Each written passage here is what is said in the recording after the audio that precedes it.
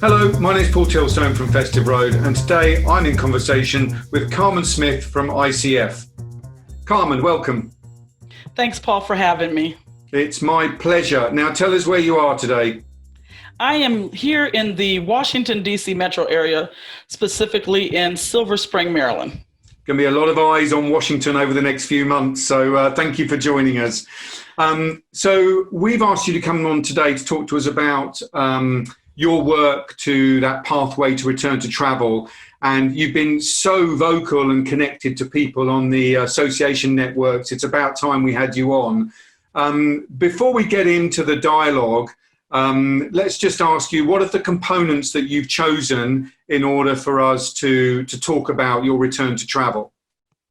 Well, my components are policy, and then also, people, wellness, and the sustainability. That's what I'm talking about.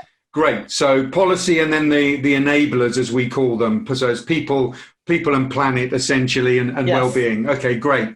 We'll come back to that in a second. Where are you on that return to travel phase? What stage are you at? Well, it's interesting because our approach has been kind of tied into return to the office, but we do have what you call permissible travel. And so we do have some folks that are traveling very minimally. There are certain projects that are related to our business and the sustainability of that business. So financially viable for the country. I know we'll get into it a little bit later, but disaster relief management is one of those. So we have teams going to Puerto Rico for those projects. And so it's only those that are what we call permitted to travel, permissible, and non-essential travel only. Okay. So is it permissible travel in the true sense? It's a combination of the company saying it's okay to go, but ultimately the individual traveler has the right to decide if they go. That's where you're at? That is actually correct. And one of the unique things about our policy is that we've always had it in here pre-COVID, but anyone that does not feel safe to travel does not have to travel. Okay. So that is the great segue to that. It's in that policy, essential, but also willing to go or able to go. Okay. Just before we get into the foundation piece, which is policy, and then the people and planet enablers, I think it's probably worth just explaining what you do as a business, because we had a really great chat about it now, and it's just really fascinating. So could you give us a little insight? Certainly. Well, ICF currently is a global consulting firm. And as someone told me, business with a heart. And what that means for us is it's socially and globally impactful. Things that mean something to the globe and also, socially. So disaster relief management is one of those components. Human trafficking prevention is other. Global climate change. Those are just some of the things that we have gotten into. We have celebrated 50 years as of last year. We uniquely were founded by a Tuskegee Airman who is a African-American or Black pilot during the World War II. And so that's what makes it so significant to me. It started out really as an investment firm. ICF was originally started as intercity funding and has since evolved into the global company that we are today. Great. And we'll come back to that reference at the very end. But you described it to me as a consultancy and everything you do has a creative component as well. Yes. And it's all the big issues that you're tackling effectively. That is correct. So as I say, consulting with a twist. Okay, fantastic. Let's go back to policy and then the people and planet enablers. Why have you chosen those components? To give us an insight. Well, for policy, for us, it was important because originally we were a non-mandated program. And so now our executive leadership team, or ELT, has found it necessary from a duty of care perspective to be able to have eyes on or to be able to locate folks. And that did come with the pandemic. We had folks stuck in places around the world and not knowing in some cases where they are. So it's from an accountability standpoint, we have now made it a mandated program that you now have to use the ICF travel program to do business. So that was important to us. The other is just the structure. There has to be an infrastructure in place, but it's not just travel. It involves a number of people. So from facilities, working groups. So we do have a working group that discusses all components, whether it's facilities, HR, legal, health and safety, et cetera. Okay. Well, I'm interested in the move from non-mandated to mandated because there was a sense that there was almost a sort of split within our corporate travel environment and a move towards non-mandation. So I'm interested in kind of two specific components. When you've moved to a mandated environment, how much communication was there needed around that to get people to understand, or because of the pandemic, was it a given? And secondly, has it changed your role because you've moved to an environment where now you've got presumably very determined preferred suppliers and processes and booking channels and everything else that it sounds like maybe you didn't have before? So I'm interested in those two components. Certainly. Well, it's really still an evolution. In fact, our pre-approval process is still in place. But it did, to answer your more direct question, it started from the top down. There was a communication from our CEO, talking about the pandemic, talking about making sure we're safe, talking about employees, because we really are employee oriented, which I love about that. It's really taking care of the employees first. But it did say in an effort to do so, you have to now use, the ICF travel program. And so that has helped me. It's really brought me into the forefront with a seat at the table. Travel is often, taken for granted. A lot of people don't understand it. They don't understand the dynamics of it and, really what's involved with it. It's, it's not just getting people from place to place, but it's the strategy behind it. Who do we use as our suppliers, and what suppliers can consider us, from a safe manner, because that's all the conversations we're having now. Are you safe? Are you sustainable? What protocols do you have in place? So for us, it's evolving. We are putting those steps in place, but it does give me an opportunity to learn our business more. We are so diverse and we are so large. We have over 7,000 employees with multiple moving pieces to it. And so getting to know those businesses even more, having an opportunity to educate them even about travel and the things that we're doing. And so I think now it's more of a credible, truly a subject matter expert position that I guess fallen into, so to speak, even though we were always that. Well, so that's actually, you've raised a point that I think is really interesting. Given the nature of your business, so, human trafficking, global climate change, disaster relief, one assumes that you were already traveling to some risky areas in the world. Has what's happened sort of further entrenched the care that you need to take over your travelers? And now, people talk about a pop-up policy, like it's a transient thing that may go back to normal. Is your sense that that's the same, or have you got something here that's actually a much more permanent feature? I believe it's going to be a much more permanent feature for us because, as you said, we were already in, high risk areas in many places, remote parts of the world, classified areas. And so I think with the duty of care, that has been something, it's a word and it's a phrase that we've coined for a lot of years. And a lot of companies, I think, felt it's the nice to have, kind of situation. But I think with this pandemic, really realizing the seriousness of being able to locate your travelers and being able to assist them, in the travel need, because we still have the question of, okay, if I choose to travel now, if that's the case, we are still on lockdown, except for those that we have deemed necessary.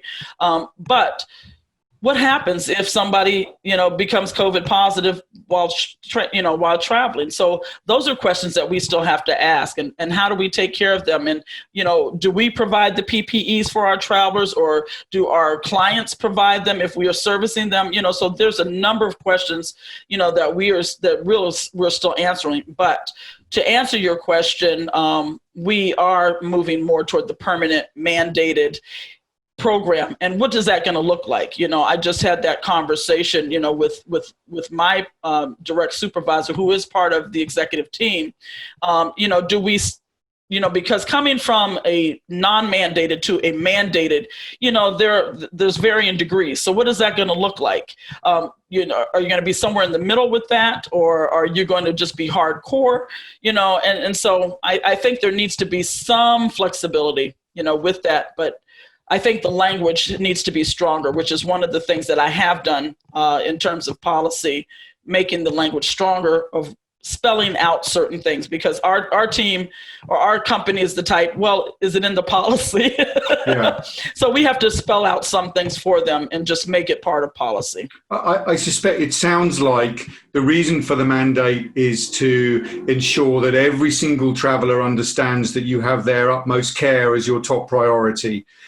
Actually, maybe as the situation changes, to your point, there may be some flexibility in their ability to book outside of a very strict process, but you need to have processes in place that still provide that care to the traveller, that still provide the care to the planet if sustainability is one of your objectives.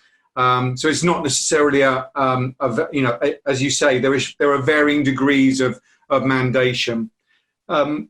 You said about having a seat at the table. So if I'm reading that right, this whole process has I guess, exposed the role that you undertake within the business to much higher levels within the organization. Is that right? That is correct. And, I mentioned our working group. So with that working group, we have facilities, we have HR, we have marketing and communication, we have contracts, we have safety and health and safety, and then our security team. And so because the pandemic has brought all of this, into the forefront, I think what it has done is exposed that, there's conversations that have to be had, from a travel perspective, but it also leans into the other areas. Again, if somebody gets sick while they're traveling, that becomes an HR standpoint, or can become a health and safety. Does workman's comp, come into play, and looking at all of the things, or is there liability? So we have to work together. And I think what it's done is not that we weren't collaborative before, but I think it's solidified that bond of collaboration, across all functions. And so even though we were hired to be subject matter experts, I don't know that people always viewed us as subject matter experts. And I think now, the questions are, and the credibility is there. Hey, let's call Carmen, let's call her team, let's get those questions answered. And so they are now coming to us, and then also helping them navigate. I mean, one of the things regarding travel, helping people, the programs, we are a billable company, we're consultants. So we bill our clients and for the work that we do. And so now you've had all of these folks having to cancel travel or cancel meetings and events. And so really stepping up and helping them navigate that, getting money back if we can. How do we help the programs, even to a language, even from our meetings perspective, having those clauses in place that protect us, as a company. So our role has been more engaged than I think that it has before. People coming to us. I think there has to be some positives out of all of this. Yeah. And one of the positives is if there are silos, it's broken those silos. If there was collaboration, then it's heightened that collaboration. And that opens a number of doors to look at other components within your travel program. I'm going to talk to you about ROI in a minute and whether that you're having those conversations. But one thing you've raised is that a lot of your travel is client billable because you're a consultancy. In the permissible travel equation, we talk about government approval, company readiness, and traveller readiness. But there is a fourth component, and that's that the client actually wants to see you in the first place. So have you had any perspectives on whether that's been a factor or been a problem? That actually has. Even talking, from a facility standpoint, and that's one of the great things for me, from travel, as you spoke about it being siloed. Everybody does their job, but now we're having conversations across functions. And so it gives me an eye into all the other complexities that are out there and the challenges that each of those departments are having. So facilities, do we open our offices? Are they closed? For the most part, they're closed. But to your point, does the client even want to see us? some of those folks work on client sites, particularly as it relates to the U.S. government and federal government. So, can we even come into that office, or, what are the protocols in place, once they are? So, and that's where the permissible travel also comes in. For us, it's a client, typically in this case, a governmental entity. In some cases, we're helping, like I said, I'll use Puerto Rico as one of ours because we're supporting the government there with the disaster relief management. And so being able to, those places you kind of have to be at the location. We have other projects like the California Transportation, where our folks there are traveling within California to support those projects and consult on those projects. But the type of travel has changed a little bit. We're doing more car where we can, car and hotel. Some of the questions there are, okay, we used to, because of maybe the budgetary constraints, they used to maybe put 2 people in a room, as opposed to now it's single, because you're having to deal with the complexity of COVID, and so you don't want to put your people at risk. You want to social distance as much as possible. Car rentals have stated that they are clean. They've done the protocols to a higher degree. And if you're renting a car, it's one person in there. So it's kind of your own space, as opposed to an airplane where you have multiple people and people's different views on wearing a mask or not wearing a mask, and you don't know where they've been. So that's kind of it in a nutshell. Yeah, I don't think we're going to touch the wear a mask, not wear a mask subject. It's too divisive. Let's just go back to the ROI piece, because you've mentioned something there about in the California state, you're using local members of your company, whereas perhaps before you might have had people travel. And I think this is a really interesting factor, because even before the pandemic, my view was on the challenges of risks to people and environmental damage, that actually we might start to see a change in travel behavior where, for example, you have a local ambassador from your company who acts as the relationship person, but the subject matter expert might dial in using video conference or something like that. So you achieve both the relationship and the subject matter expertise, and you get the job done with less travel. So given that you're a consultancy and you operate in all of these incredible environments and causes, have you started to have that discussion around the need for travel, the future value of travel to the organization? Definitely. For me, it's an evolution. What is it going to look like? One of the things for us personally, what looked like returning in the fall back to the office is now been pushed to January. So with that, are people still comfortable in traveling? And we do have, like you said, those remote locations. Africa is one of the regions that we're in. So our consultants are here in the States. They're back at home in their houses. But we do have nationals on ground in some of those African countries. So like you said, the way that we do things, those are folks who are the subject matter experts. We have epidemiologists. It just shows you the diversity of our company. So a lot of them are here consulting and directing their folks on the ground, because we can't travel to those countries because of the borders. It also states, the United States is a large country in itself. So even within the United States, the complexities of border closings, even though we're U.S. citizens, we can't necessarily go to every state right now. For example, if you go to New York, whether you're a resident or someone coming in, you have to quarantine. So when you're talking about ROI, how does that affect us from a business standpoint? If I'm a business traveler who's normally getting in and out very quickly, especially our road warriors, they don't have the time to sit 14 days in a place. And now you're talking about extra costs for hotel. In addition to, do we ride first class? What does that policy look like? Because, you're talking about social distancing, you may not want to be back in the back, because now some of the airlines have relaxed their capacity, restrictions. And so you have all of those questions. And so you have to look at what does this cost to me? And then having those deeper conversations with your your suppliers. For example, I'm going to have a conversation with my Southwest gentleman, who now that Southwest is saying they're not even going to clean the planes, as often as they were. Well, do my travelers want to ride a plane like that? And so I have to communicate that when we do start traveling, or for those who are traveling, do you want to take certain airlines? And so now what used to be a preferred airline in some of our other airlines, are they going to continue to be preferred, because of the policies in place, so those are the types of questions and the cost.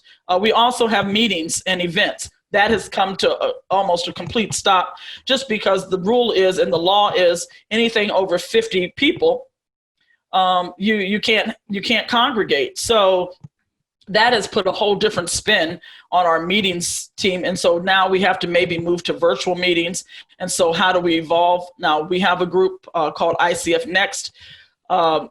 They are our digital marketing, creative side of the team, and they've done. In fact, they just did something with Skift, but they do a lot of events management, that kind of thing, and so they have moved to virtual meetings to the clients. So again, it's an evolution. It's how do we maintain from an ROI standpoint? How do we continue to increase revenue or keep revenue? And we have to find different ways to do that. It can no longer be business as usual. Yeah, I love you've used the word evolution 3 times, and I think you're absolutely right. It's almost like this is an accelerated evolution from things that were already in play, but it's given us the opportunity to think from a blank sheet of paper, actually, what do we want this future to look like when we think about the value that travel and collaboration brings a business. Your example of the epidemiologist in the UK, in the US, collaborating with people on the ground from your company in Africa also demonstrates potentially that actually what the pandemic's done is create greater collaboration, not just at your level in the business services kind of point of view, but actually throughout the business. And that helps to change a culture of a company. It's really interesting. Your Southwest Airlines point's interesting because, as I understand it, I think it's less high-touch areas they've decided not to clean, which is defined as armrests and seat belts, which is it's something that raises lots of questions, doesn't it? But like my son's constantly touching his seat belt. But anyway, I think that raises the question as to something TAMS, which I think you're involved with, has been working on, which is, when should cleanliness be a standard across all providers? And then should there then be an overlay of additional components that allow you to make choices as to your preferred suppliers? And I guess you must be grappling with that in your head when you're thinking about that announcement, and then what that means to your mandated program preferred suppliers. Yeah, you are correct. I mean, there are a lot of questions, and you're right. One of the things, and actually I was on the airline committee, so we looked at above the wing, but below the wing. What happens to your bags? What are the touch points there? What can you do to prevent the spread? And so one of the things that I do like, and it's funny, but it's kind of a pet peeve of mine, probably pretty petty, but it's bugged me for forever, and that is the back of the plane boarding. I think it just made logical sense all along. And so now they've incorporated it during the pandemic. It's like, well, I hope this stays because, you don't have that fight. You don't have a bunch of people standing in line waiting for people to get on board. If you start from the back, then also from the overhead, you have less people, so that is that social distancing there. And then as you go from the back to the front, and then you deplane from the front to the back. Well, hopefully, because if they make those announcements, I've been on 2 situations where everybody just jumped up and rose, as they normally do, come to the front, and it's like, okay, well, what's that got to do with the social distancing here?